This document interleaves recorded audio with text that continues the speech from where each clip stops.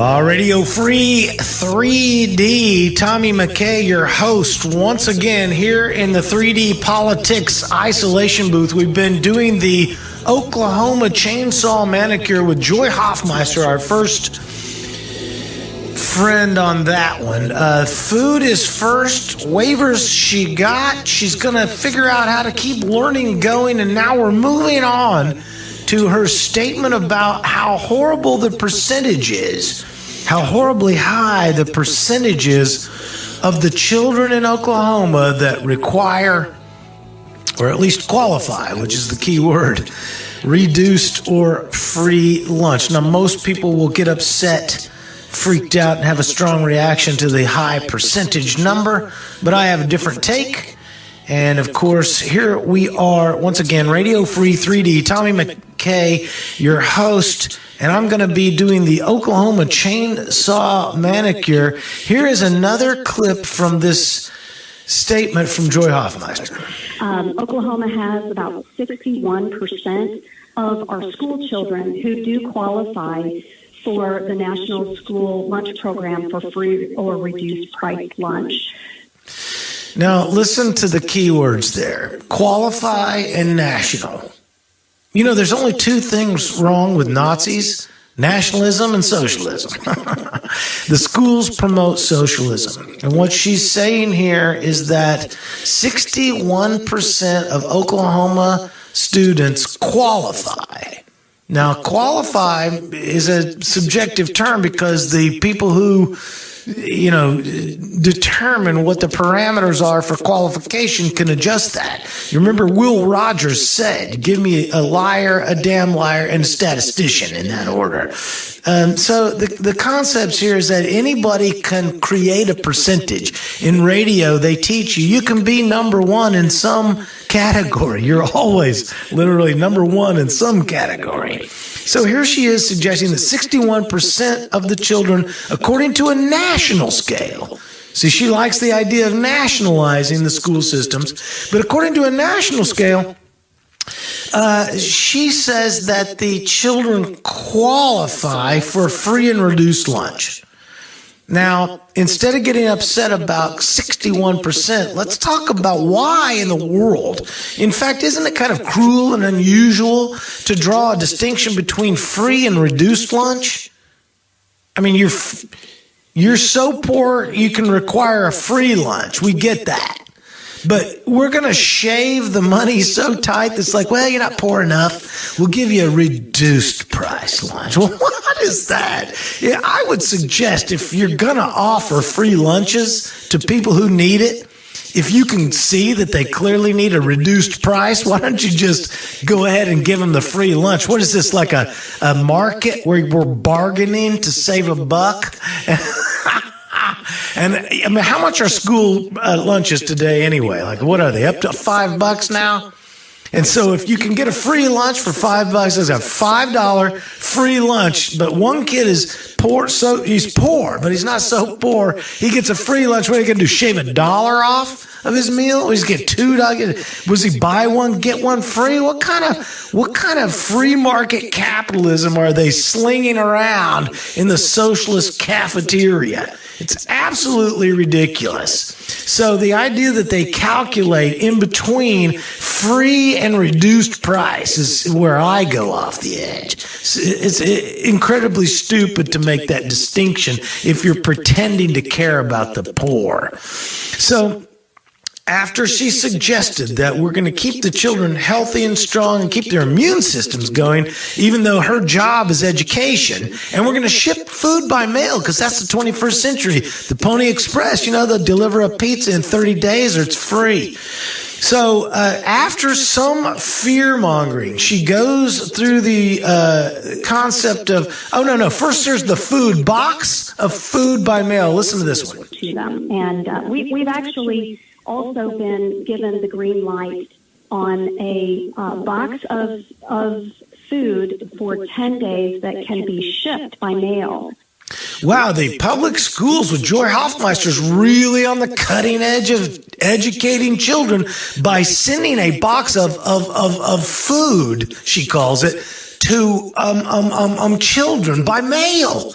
My gosh, the Pony Express is still working for us. She goes on this same statement of box of food routine right here. That is going to their homes as well, so that they're not walking out to bus stops waiting early in the morning or something to receive one meal at a time. You can hear what Joy Hofmeister has said. I call her the Hoff. Joy the Hofmeister is suggesting that the world she lives in is a world where parents neglect their children so badly that she's got to take care of them by using state authority to ship food by mail, because she fears that if she doesn't ship food by mail at your taxpayer expense, that the children will be walking out to the bus stop to get food from the bus driver one meal at a time every morning. I mean, what world does she live in? So then she does a little bit of fear-mongering after that statement. And she talks about how the COVID tests in Oklahoma are going up. And we haven't even done as many tests as other states. Well, in fact, how does the COVID number of positives go up? By testing. So if we do more testing, what do you think is going to happen to the number of cases? More testing equals more cases. But she scares on them. Then she does a little bit of hocus pocus about how she doesn't want to plan in a crisis. But listen to this. And we knew that if districts were going to plan to move forward with learning. See, why wouldn't her statement say because districts will have to move forward? She's acting like they're hesitating, waiting on some instruction from above, and her next following statement goes like this. They needed to get this determined quickly so that they could begin that process of planning. Translation. They were waiting on us at the higher state level, taking our cues from the feds to tell them what to do. The districts are waiting to move until they are told what to do. Here's her final statement on planning in a crisis. I like this. So we're talking about what she's done in the last week since we've had the crisis, because she wants to avoid she's all these things they've been doing in the last 12 days.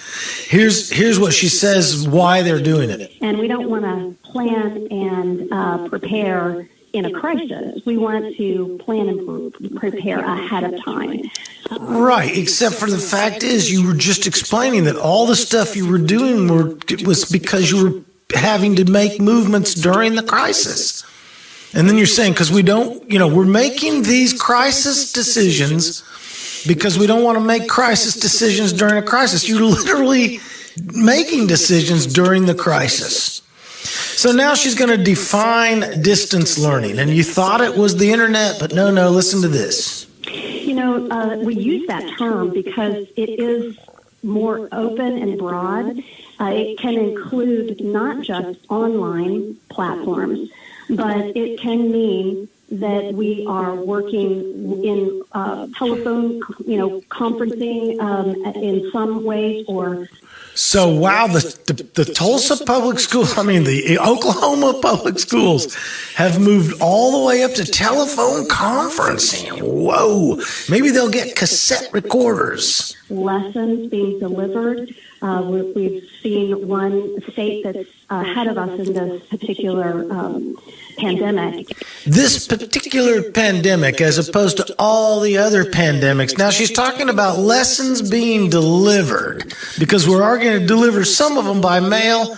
Pony Express, I'm sure, is in there. And then here's this other state that's way ahead of us, and here's what they did. Lessons being delivered. We've seen one state that's ahead of us in this particular pandemic, and they are actually delivering lessons with the meals on bus routes.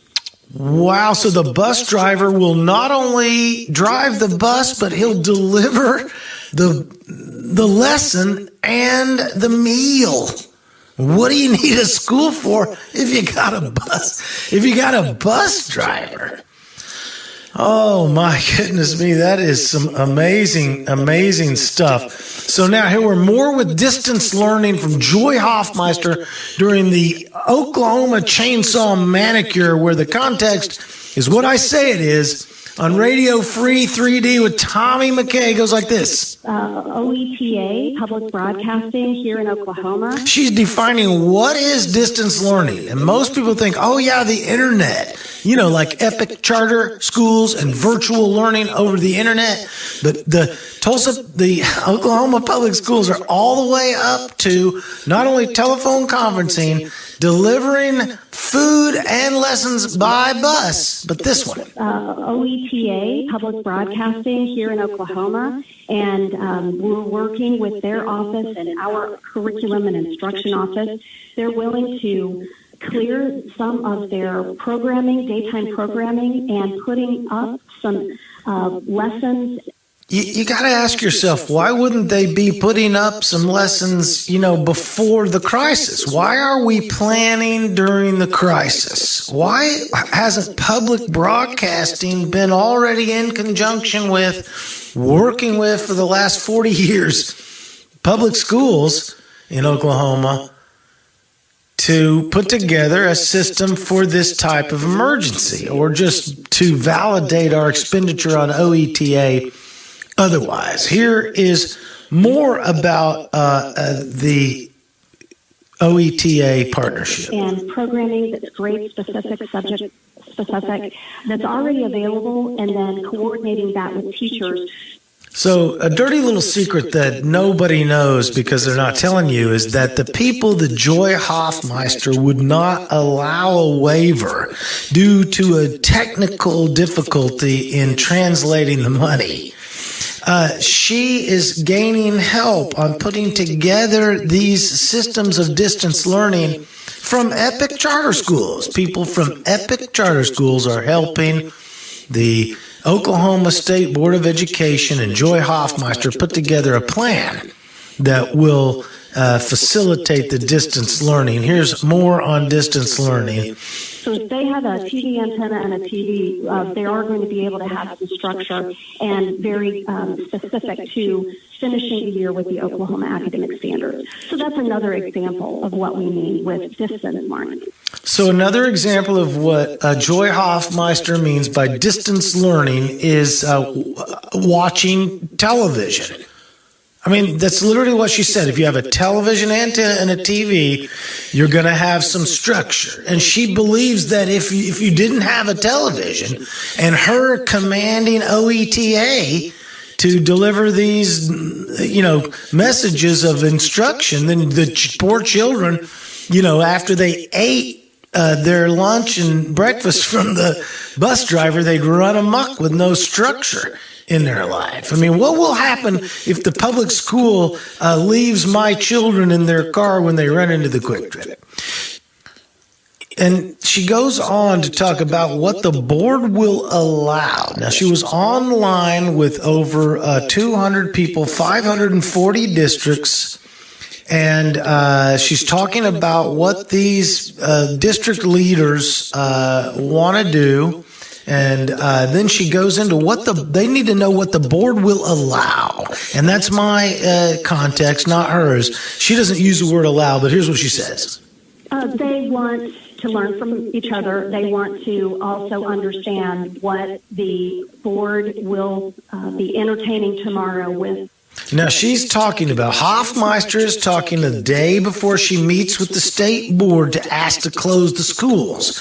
And the districts are waiting, and she says, to find out what the board will entertain, she says. And what that means is what the board will allow the districts to do, she goes on to say. In regard to some other red tape and various laws that are in place that need to be lifted. So what will the board, the state board of education, entertain or allow to lift, again, more waivers and these regulations and restrictions? Again, suddenly the restrictions are in the way of the tyrants instead of the capitalists. She goes on to say. So we're following suit with the Fed. Oh, no, I'm sorry, what did the Oklahoma State Superintendent of Public Schools say? So we're following suit with the feds. So we're following suit with the feds. So we're following suit with the feds. So Joy Hofmeister says she's following suit with the feds. Thank you, KFAQ, for allowing her to lay out her rope on public airwaves. So the state is following the feds. That's what she just said. She goes on to say. The U.S. Department of Education has been very swift to provide waivers from federal regulation in this time of, a national declared emergency. Isn't it amazing how the public school in 10 or 12 days can get all these waivers from the feds when the capitalists, even the FDA, you'll notice on the coronavirus, what's in the way of fixing the coronavirus? The FDA. The continually you hear that they have to remove restrictions from people doing things. We've got to get government restrictions out of the way. Government restrictions out of the way. We've got to get the FDA clearance sooner to do more faster. She goes on to say. But those are some of the details that schools are thinking about. What we are wanting them to do is shift their focus to learning. Now look at here. We're all the way to finally shifting our focus to learning. We've fed them. We've brought them television programs on PBS. We've delivered food on, Pony Express and lessons on the bus. And we're going to be right back with more 3D Politics on Radio Free 3D with Tommy McKay. I'll be right back.